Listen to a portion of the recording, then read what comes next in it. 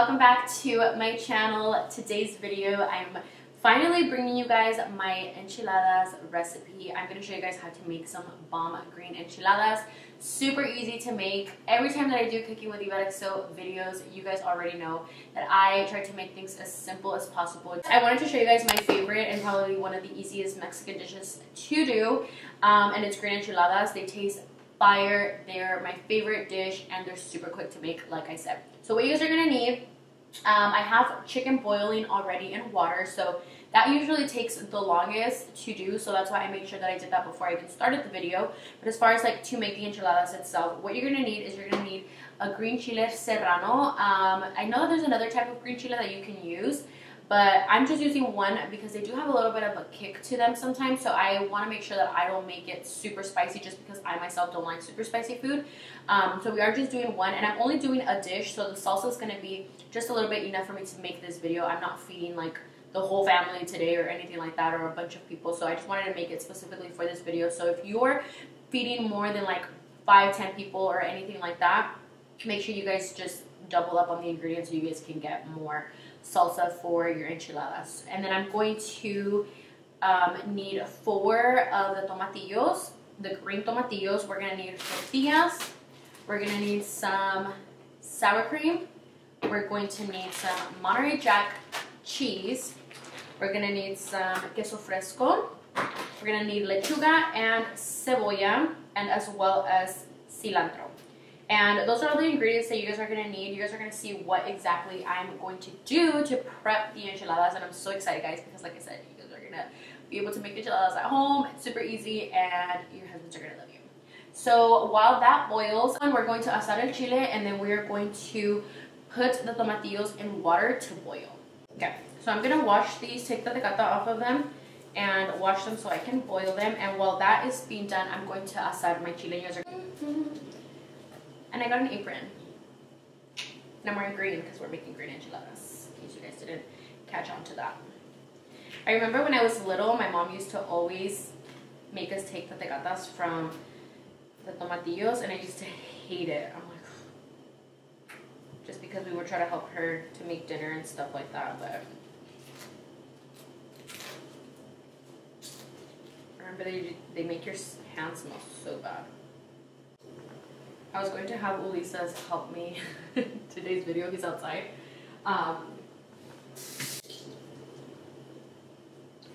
He's outside, but he was watching Max because Max didn't want to take a nap today, so we weren't able to film together. Okay, so this is the pan right here. I'm going to put these to boil. So while that is being done, I'm going to boil the tomatillos and then asar el chile, and then I have my chicken right here. Do you guys see the steam? On my chicken, I'm going to put it in a plate and start shredding. So we have our chicken, nice and boiled. A lot of the time too, if you don't have time to like actually boil the chicken or anything like that, you guys can get a pollo rostizado, and it does the same thing. Also learned how to shred my chicken with 2 forks, and it's so much easier, and you don't have to like wait till it gets all cold. You can just shred them super fast. I ordered these aprons, and I ordered one for Ulises, and it's so funny, but I'm not gonna show it to you guys until he can join us on here so you guys can see. So our chicken is all shredded. Fire. And I'm basically going to get a little bit of onion. I have to asar the onion too. So at this point, while you're waiting for everything to start cooking and start boiling and all that good stuff, you can start prepping all the side stuff that you're going to use. So you can start picando tu lechuga. You can start, I don't know if you guys just serve the queso fresco like this in cuadritos, but Ulises likes when I actually shred it, just because it's easier to be able to just grab a spoon and actually be able to eat it like that. This past week, guys, was such a hard week. I feel like a lot of us are trying to like stay really positive with what's going on with coronavirus and just everything. I feel like I just have so many opinions about what's going on, and obviously a lot of like conspiracy theories and everything that's going on in the world right now, but a friend from back home actually tested for coronavirus, and it was kind of crazy just hearing about it, just because it doesn't feel real until it starts hitting closer to home.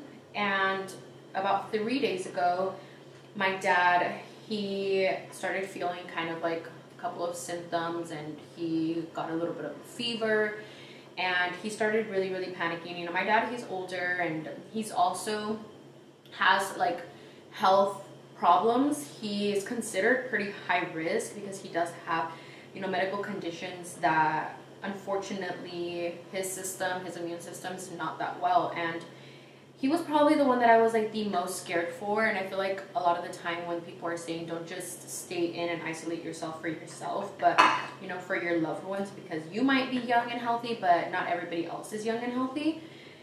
And he started, you know, developing some symptoms, and I didn't say anything about it or like speak on it. A lot of my family members didn't even know or anything that this was happening, because my family were very miedosos. Like, that's one thing that you guys probably didn't even know. Maybe you guys just thought that I was the only like paranoid bitch in my life.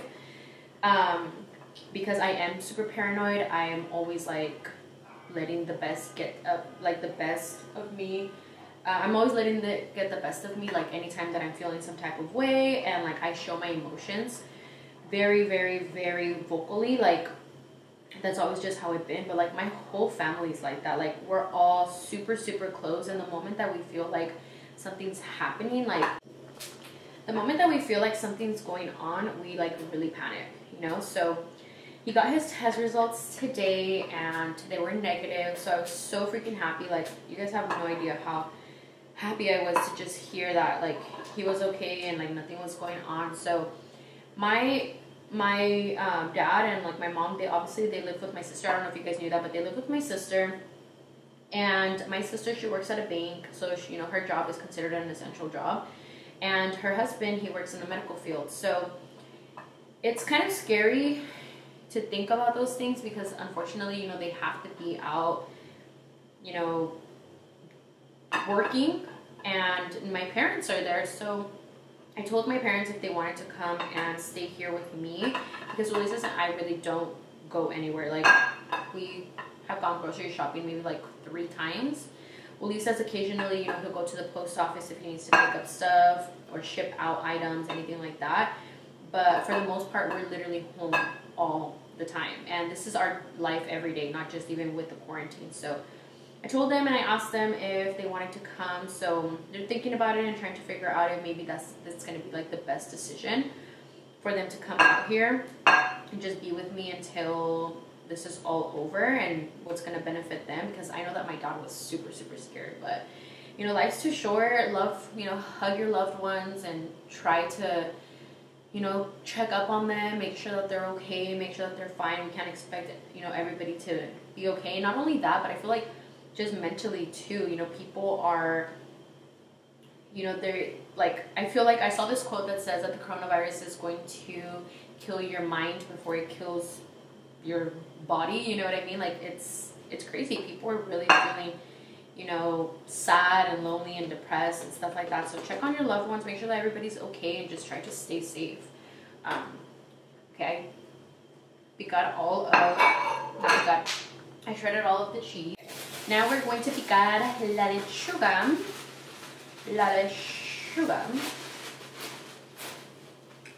And then I'm going to just put the cilantro to the side, because that's going to get blended.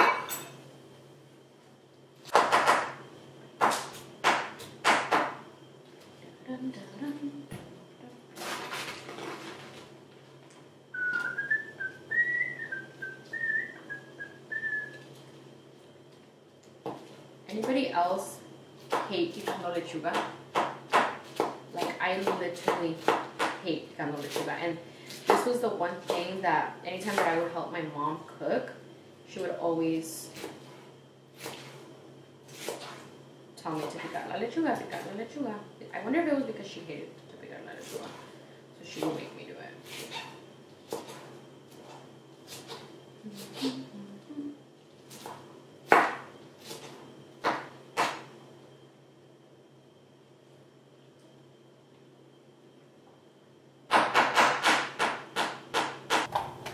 So now to make the chile, we are going to grab our tomatillos. You're gonna know once they're ready when they start changing color. They get like a really lightish green color. I should cut them in half.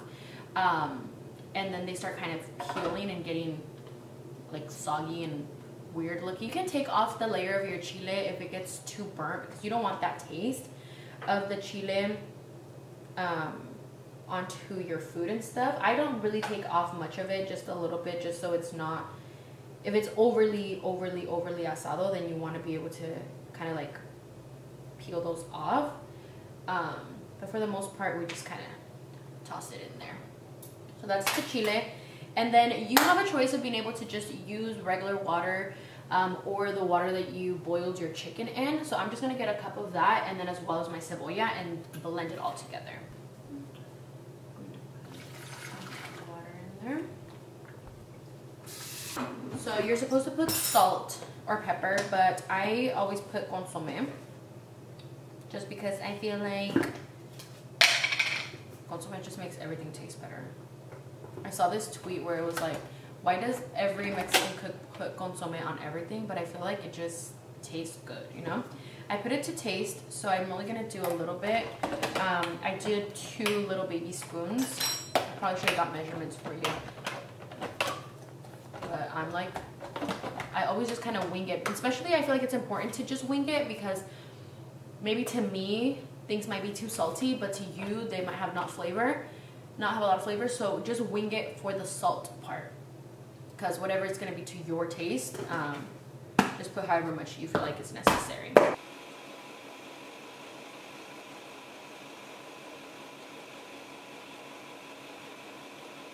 This bowl here.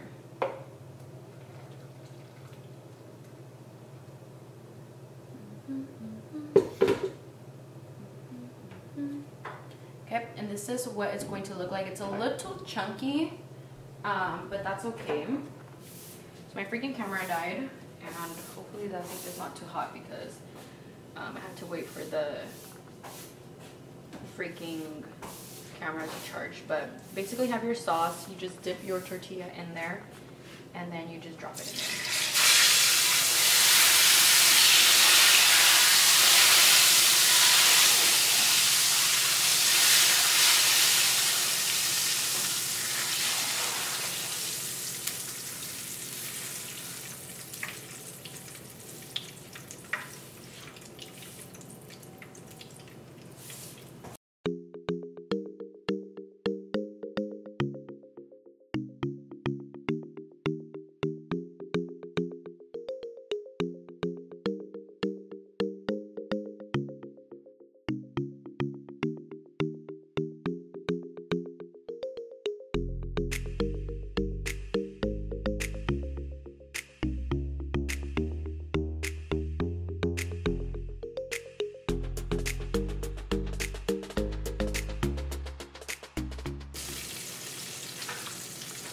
Once your tortilla is ready to get chicken, you basically just grab your chicken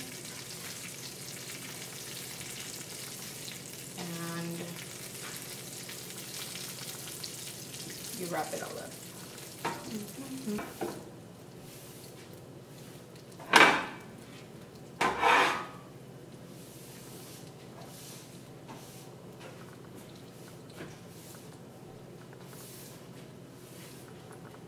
And it should look like this. Now let me prep them on a plate so you guys can see how everything is finished.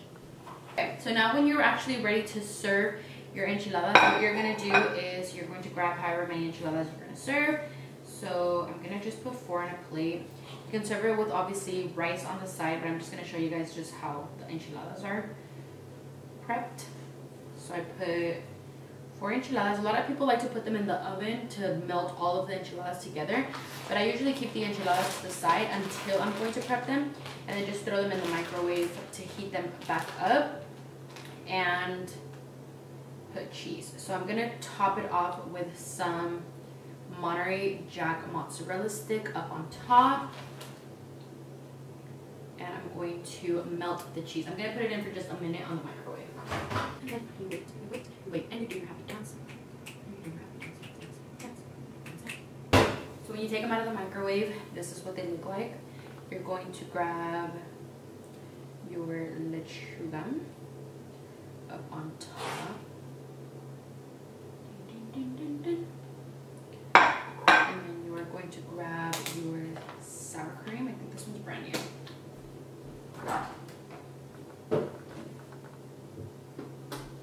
Drizzle the sour cream on top to just make it look pretty and presentable, obviously. And then we are going to grab some quesito fresco, like this. And you're going to just, oh, that was so fail. You're going to pour it on top. And now we do a taste test.